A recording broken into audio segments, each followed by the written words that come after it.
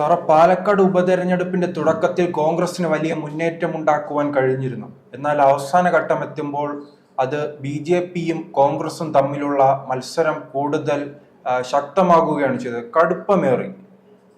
അവസാന ഘട്ടത്തിൽ BJPക്കാണ് അല്പം മേൽക്കൈയായി പല റിപ്പോർട്ടുകളും വരുന്നുള്ളത്.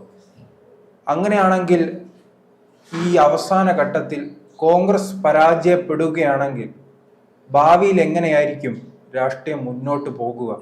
അവർ വലിയ മുന്നേറ്റമാണ് ഇടക്കാലം ഉണ്ടായിരുന്ന ലോക്സഭാ തെരഞ്ഞെടുപ്പിലെല്ലാം ഉണ്ടാക്കിയത്. അങ്ങനെ ഒരു ത്രികോണ മത്സരത്തിൽ കോൺഗ്രസ് പരാജയപ്പെടുകയാണെങ്കിൽ എന്ത് സംഭവിക്കും? പാലക്കാട് കോൺഗ്രസിന് തോൽവി ഉണ്ടായാൽ അതിനകത്ത് തന്നെ ഒരു അന്തചിത്രം ഉണ്ടാകും. കാരണം കോൺഗ്രസ് ചോദിച്ചു വാങ്ങിച്ചു വെച്ച ഒന്നായി ഇത്. കാരണം വടകരയില് ഷാഫി പറമ്പലിനെ വിട്ടല്ലോ. അതുകൊണ്ടാണല്ലോ ഇവിടെ ഉപതെരഞ്ഞെടുപ്പ് വേണ്ടി വന്നത്. വടകരയിൽ എന്തുകൊണ്ട് മുരളീധരൻ മത്സരിച്ചുകൂടായിരുന്നു? മുരളീധരൻ P. ജയരാജനെ തോൽപ്പിച്ച ആളാണ്. മുരളീധരൻ ചില്ലറക്കാരനല്ലെന്നുള്ളത് പാർട്ടിക്ക് നന്നായിട്ടറിയാം. വട്ടിയൂർക്കാവിൽ നിന്നാണ് മുരളീധരനെ വടകരയ്ക്ക് വിട്ടത്. വീണ്ടും നേമത്ത് കൊണ്ടുവന്നു. നേമത്ത് നിന്ന് പിന്നെയും വടകര വന്ന് തയ്യാറെടുപ്പ് നടത്തുന്നു. അപ്പോഴാണ് തൃശ്ശൂരിലേക്ക് കൊണ്ടുപോകുന്നത്. അപ്പൊ ഈ സാഹചര്യത്തില് വടകരയിൽ തന്നെ മുരളിയെ നിലനിർത്തിയിരുന്നുവെങ്കിൽ സുഗമമായിട്ട് കാര്യങ്ങൾ മുമ്പോട്ട് പോകുമായിരുന്നു. ഇപ്പോൾ ഈ തരത്തില് ഷാഫി പറമ്പലിന് പകരം വന്നിരിക്കുന്ന രാഹുൽ മാങ്കൂട്ടത്തില് തുടക്ക സമയത്ത് വലിയൊരു മുന്നേറ്റമാണ്. പക്ഷെ ആവശ്യമില്ലാത്തതെടുത്ത് തോളത്ത് വെച്ചു കോൺഗ്രസ്. സന്ദീപ് വാര്യരെ ചൂണ്ടയിട്ട് പിടിക്കുകയാണ് ചെയ്തത്. CPM അതിനുവേണ്ടി ശ്രമിച്ചു. അവസാനം എന്ത് പറ്റി? ലീഗിന്റെ താവളത്തിൽ കൊണ്ടുപോയി കെട്ടിയിടുക, അവിടെ പോയി നമസ്കരിക്കുക. ഇതൊക്കെ ഇവർക്ക് വിനയായി തീർന്നിരിക്കുകയാണ് കോൺഗ്രസിന്. ന്യൂനപക്ഷ പ്രീണനത്തിലൂടെ ഹൈന്ദവ വോട്ട് മുഴുവൻ ചോർന്നു പോകും. പാലക്കാട് ഹൈന്ദവ നല്ല പങ്കുള്ളതാണ്. അത് ഇവർക്ക് തിരിച്ചടി ഉണ്ടാക്കും. അപ്പം കയ്യിലിരിക്കുന്ന ഒരു സീറ്റല്ലേ പോകുന്നത്. ഇനി ചേലക്കരയിലെ LDF തന്നെ നിലനിർത്തുന്നു വിചാരിക്കും. LDF നിലനിർത്തി കഴിഞ്ഞാൽ അവിടെ ശരി, അവിടെ നഷ്ടമൊന്നുമില്ല, പഴയതുപോലെ തന്നെ തുടർന്നു എന്ന് പറയും. പക്ഷേ LDF അതോടെ കൂടുതൽ കരുത്തരാകും. LDF കൂടുതൽ കരുത്തരാകുന്ന വെച്ചാൽ ഭരണത്തിനുള്ള അംഗീകാരം എന്നവരെ വീമ്പിളക്കിക്കൊണ്ടിരിക്കും. അതവിടെ നിൽക്കട്ടെ. പക്ഷേ ഇവിടെ പാലക്കാട് കോൺഗ്രസിന് പരാജയമാണെന്നുണ്ടെങ്കിൽ പിന്നെ ആർക്കായിരിക്കും വിജയം എന്ന് ചോദിച്ചാൽ അത് BJPക്കാ. അല്ലാതെ CPM-നെ അവിടെ CPM സ്ക്രീനിൽ ഇല്ല, പ്രത്യേകിച്ച് സരിൻ ഇല്ല, ചിത്രത്തിലില്ല. അവിടെ BJPയും കോൺഗ്രസും തമ്മിലുള്ള ഏറ്റുമുട്ടില്ല. അവിടെ BJP വിജയിക്കും. BJPയുടെ ഒരു തുടക്കമാണ്. ജൈത്രയാത്ര ആരംഭിക്കുകയായിരിക്കും. ആ യാത്ര ആരംഭിക്കുമ്പോൾ കോൺഗ്രസിനായിരിക്കും പതനം സംഭവിക്കാൻ പോകുന്നത്. കോൺഗ്രസിന് പിന്നീട് അങ്ങോട്ട് പതനമായിരിക്കും. BJP ലക്ഷ്യമിടുന്നത് തന്നെ കോൺഗ്രസ് മുക്ത ഭാരതം എന്നുള്ളതാണ്. അതില് അപ്പോ CPM-ന്റെ കൂടെ LDF-ന്റെ കൂടെ സഹായം കിട്ടുകയും ചെയ്തു എന്നുള്ളതാണ്. ഇനി ചേലക്കരയില് കോൺഗ്രസ് വിജയിച്ചു എന്ന് കരുത്, പാലക്കാട് തോറ്റുപോയി എന്ന് വിചാരിച്ച് പിന്നെയും കോൺഗ്രസിന് തന്നെ നഷ്ടം. ചേലക്കരയിലെ വിജയം ഉണ്ടായിരിക്കുന്നത് അത് ഈ സംഭവ വികാസങ്ങൾക്ക് മുമ്പാണ് അവിടെ തെരഞ്ഞെടുപ്പ് നടന്നത്. സന്ദീപ് വാര്യരുടെ അല്ലെ, ഇപ്പോഴല്ല ഇത് നടന്നത്, അതിനു മുമ്പ് തെരഞ്ഞെടുപ്പ് അവിടെ നടന്നു.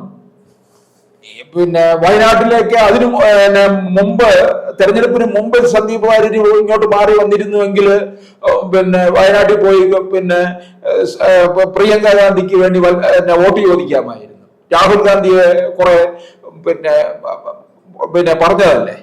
അപ്പൊ സകല പ്രായച്ചിത്വം നടത്താമായിരുന്നു എന്നുള്ളതാണ്. അപ്പൊ ശരിക്കും പറഞ്ഞു കഴിഞ്ഞാൽ സന്ദീപ് വാര്യരുടെ അങ്ങോട്ടുള്ള ചലനമാണ് കോൺഗ്രസ് പാർട്ടിക്ക് ഉണ്ടാക്കുന്ന അന്ത്യം. ചേലക്കരയിൽ ഉണ്ടാകാൻ പോകുന്ന വിജയം എന്ന് പറയുന്നത് വലിയ നേട്ടമൊന്നും ആയിരിക്കത്തില്ല, വലിയ നേട്ടമല്ല, വലിയ ഭൂരിപക്ഷമൊന്നും ആയിരിക്കത്തില്ല. പിന്നെ നേട്ടം എന്താണെന്ന് ചോദിച്ചു കഴിഞ്ഞാൽ CPM-ന്റെ ഒരു സീറ്റ് ഇല്ലാതാക്കി എന്നുള്ള കാര്യത്തിൽ. കാരണം ഇവരെ ആലോചിക്കണം, കോൺഗ്രസ് പുതുപ്പള്ളിയിലും തൃക്കാക്കരയിലും നേടിയ വിജയം. അതിൽ പക്ഷെ ഒരുപക്ഷെ ചിലർ പറയും, എന്തായിരിക്കും പറയാൻ പോകുന്ന രാഷ്ട്രീയ കേന്ദ്രം പറയുന്നത്, അവിടെ സിമ്പതി വോട്ടെന്ന് വേണേ പറയും. കാരണം പുതുപ്പള്ളിയില് ഉമ്മൻചാണ്ടി ഒരു തരംഗമായിരുന്നു ആ സമയത്ത്. ഇപ്പോഴും ഉമ്മൻചാണ്ടിയോടുള്ള ആ ഒരു അറ്റാച്ച്മെന്റ് കേരള ജനതയ്ക്ക് വിട്ടുമാറിയിട്ടില്ല. തിരുവനന്തപുരത്ത് നിന്ന് പുതുപ്പള്ളി വരെ പോയ വിലാപ യാത്ര കേരളം മുഴുവൻ കാണാത്ത തരത്തിലുള്ള ഒരു ജനസാഗരമായിരുന്നു. പിന്നെ തൃക്കാക്കരയിൽ പി ടി തോമസിന്റെ ജനപിന്തുണ എന്ന് പറയുന്നത് അദ്ദേഹം മരിച്ചതിന് ശേഷമാണ് മനസ്സിലാക്കുന്നത്. പി ടി തോമസ് എന്ന് പറയുന്നത് വളരെ ബോൾഡായിരുന്നു, നിലപാടിൽ ഉറച്ചു നിന്ന, കോൺഗ്രസിലെ ഈ ഉണ്ണാക്കന്മാരെ പോലൊന്നും അല്ല. നല്ല നേതാവിന്റെ എല്ലാ ഗുണവും അദ്ദേഹത്തിന് ഉണ്ടായിരുന്നു. അദ്ദേഹത്തിന് പിന്നെ ജീവിച്ചിരിക്കുമ്പോൾ തന്നെ ശവമഞ്ചം തീർത്ഥന്മാരല്ലേ ഉള്ളത്. ബിഷപ്പുമാരെ ഒന്നും വകവയ്ക്കാനായിട്ട് അദ്ദേഹം പോയില്ല. അദ്ദേഹത്തിന് ചിലപ്പോൾ തെമ്മാടിക്കുഴിയായിരിക്കും കിട്ടിയത്. അപ്പോൾ അങ്ങനെ ഉണ്ടായിട്ട് പോലും പി ടി തോമസിന് ഭയമല്ലായിരുന്നു LDF സർക്കാരിന്. അങ്ങനെ MP സ്ഥാനവും MLA സ്ഥാനവും എന്നും മോഹിച്ചും ചിലവർ അങ്ങനെ ഉണ്ടല്ലോ, പ്രീണനം നടത്തിയ ഈ വോട്ടിന് വേണ്ടി പ്രീണനം നടത്തുന്ന വ്യക്തിയല്ലായിരുന്നു ഈ പി ടി തോമസ്. ഈ LDFന് അല്ലെങ്കിൽ നിയമസഭയില് മുഖ്യമന്ത്രി ഭയന്നിരുന്ന ഒരാളാണ് P T Thomas. P T തോമസിന് ഭയക്കുന്നു എന്ന് ചോദിച്ചാല് പിന്നെ ഇതുപോലെ ഭയക്കുന്നത് ആരെയാണെന്ന് ചോദിച്ചാൽ KK രമയെ ഭയക്കും, കുഴൽനാടനെ ഭയക്കുന്നുണ്ട്. ഇനി ഭാവിയിൽ ശോഭാ സുരേന്ദ്രൻ അസംബ്ലി പിണറായി വിജയൻ ഭയക്കും.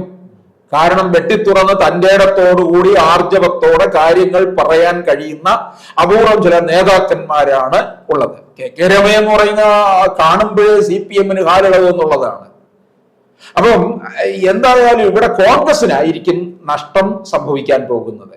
ഇനിയിപ്പോൾ ഇതല്ല നമ്മൾ പറയുന്നതിൽ നിന്ന് ഈ പറയുന്നതിൽ വിരുദ്ധമായിട്ടാണ് സംഭവിക്കുന്നതെങ്കിൽ പാലക്കാട് നിലനിർത്തുന്നു, ചേലക്കര കോൺഗ്രസ് പിടിക്കുന്നുവെങ്കിൽ അത് കോൺഗ്രസിന്റെ വിജയമായിരിക്കും. അപ്പൊ പുതുപ്പള്ളിയിലും തൃക്കാക്കരയിലും ഇവർക്ക് വലിയ വിജയമുണ്ടായി. അവർ പ്രതീക്ഷിക്കാത്ത തരത്തിലുള്ള ഭൂരിപക്ഷം 10 മടങ്ങ് വർദ്ധിച്ചു വന്നു. ഉമാ തോമസിനൊക്കെ വൻ ഭൂരിപക്ഷമല്ലായിരുന്നു. അത് കോൺഗ്രസ് ക്യാമ്പുകളിൽ പൊതുവെ ഒരു ആഹ്ലാദവും ഉണർവും ഒക്കെ ഉണ്ടാക്കി. ആ വിഭാഗീയതയൊക്കെ അവരങ്ങ് മാറ്റി നിർത്തി. അവർ ഒരു ഒരുമയോടുകൂടി പോയി എന്നുള്ളതാണ്. ഇവിടെയും പാലക്കാട് അതുപോലെ തന്നെ അവർ പ്രവർത്തിക്കുന്നുണ്ടായിരുന്നു കേട്ടോ. എല്ലാ തരത്തിലും വളരെ വലിയ സംഘടനാ സംവിധാനം അവര് ഉപയോഗിച്ചുകൊണ്ട് പ്രവർത്തിച്ചു.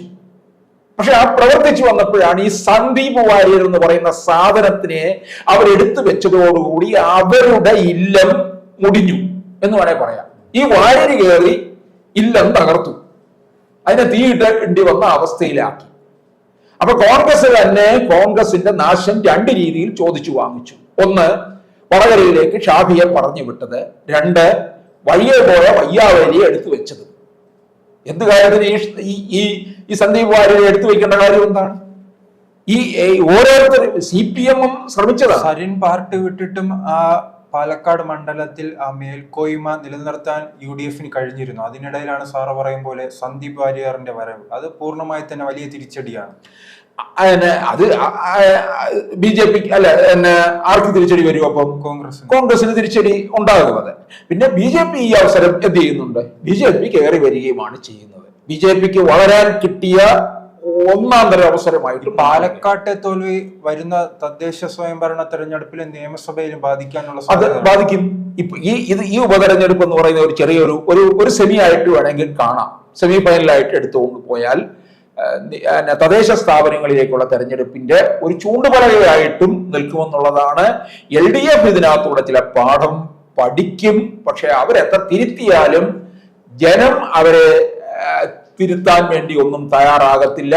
ജനം തീർച്ചപ്പെടുത്തിയിട്ടുണ്ട് LDF-നെ ഇനി അധികാരത്തിലേക്ക് കൊണ്ടുവരില്ല എന്നുള്ള രീതിയിൽ. അപ്പോൾ BJP-ക്ക് അനുകൂലമായ ഒരു തരംഗം സൃഷ്ടിക്കാനായിട്ട് സാധിക്കും. അത് കോൺഗ്രസ് തന്നെ അതിനുള്ള സാഹചര്യവും ഉണ്ടാക്കി കൊടുക്കുന്നു എന്നുള്ളതാണ്. കാരണം സരിനെ പോലുള്ള ഒരാളെ അവിടെ LDF അവിടെ ശക്തമായ ത്രികോണ മത്സരവും നമുക്ക് പറയാൻ പറ്റില്ല. അപ്പോൾ തീർച്ചയായിട്ടും ഈ പാലക്കാട് ഉണ്ടാകാൻ പോകുന്ന തോൽവി കോൺഗ്രസ് ചോദിച്ചു വാങ്ങിച്ചത് തന്നെയാണ് എന്നുള്ളതാണ്. അപ്പോൾ സന്ദീപ് വാര്യര് പിന്നെ കോൺഗ്രസിന്റെ കേരളത്തിന്റെ അന്തകനായി തീർന്നിരിക്കുകയാണ്.